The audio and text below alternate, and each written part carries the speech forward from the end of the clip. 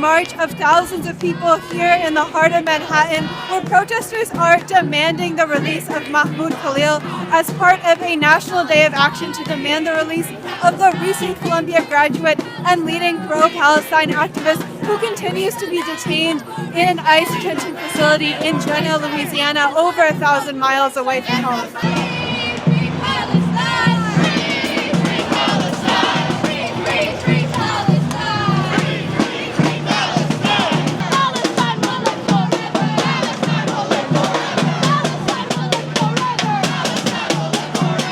Expulsions, the degree revocations, and the suspensions against students not just on our campus, but across the nation. We must stand up together to tell Trump and his billionaire buddies that we're not going to stand for this intimidation and the backsliding of civil rights in this country. We're not going to let these workers go without pay. We're not going to let these students get deported, and we're going to fight back. Mahmoud was kidnapped from his apartment building in the midst of where we go to work. They received a ransom note from the government saying, hey, you need to do this. You need to punish these students. There's a whole host of things. They need to enforce a mask requirement, which would make it against university rules to wear a mask on campus. Like huge public health concern, by the way.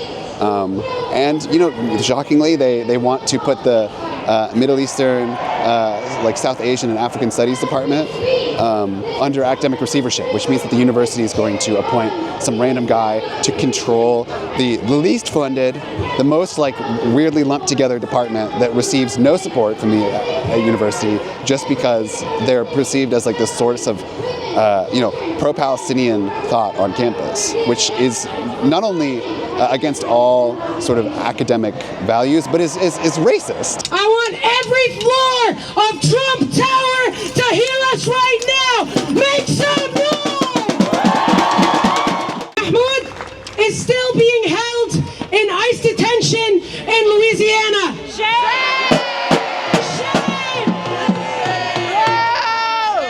And we want to make sure that he is brought back to New York City, brought back to his family and his community. Another young Palestinian person, was also abducted just a couple days ago for protesting against the genocide.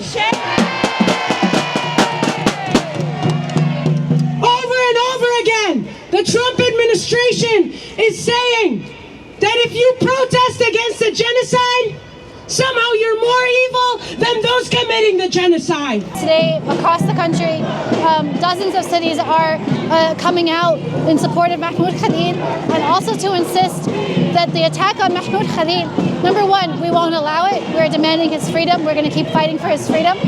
And number two, the Trump administration has kidnapped Mahmoud Khalil in an attempt to scare the Palestine movement into submission, into silence. And at the same time, Trump is bombing Yemen, is starving the people of Gaza, and is displacing the people of the West Bank.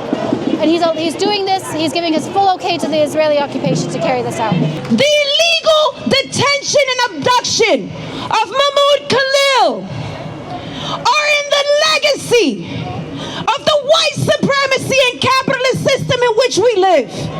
That's right. It is not one case, but hundreds of cases of political prisoners in this country. The country that claims to be a democracy. The country that claims to be the land of the free. We must remember the Los Angeles 8. We must remember the Black Liberation Movement political prisoners like Mumia Abu-Jamal.